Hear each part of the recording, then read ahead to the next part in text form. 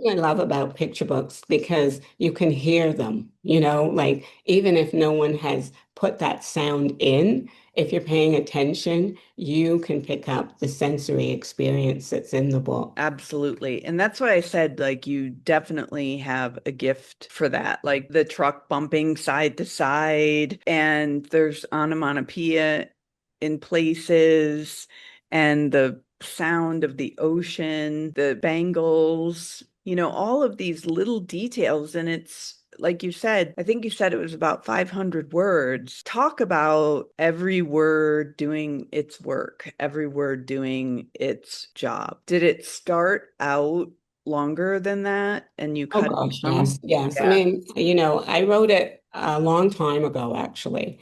And, I wrote a poem about Jamaica in my teen and had been writing about the experiences.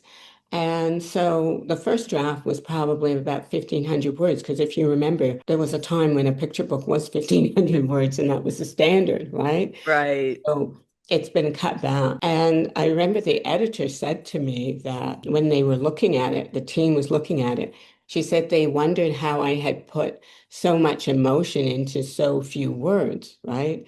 And I think it's just what we talked about, the revision, and maybe you love it as much as I do, just being with the words and just going over each word and saying, should this be here? Do I want this here? How does this work? What's working? What's happening?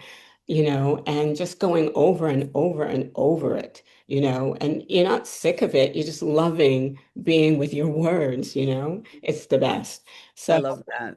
I just, thought about this little girl and her experience and, just kept trimming it down more and more.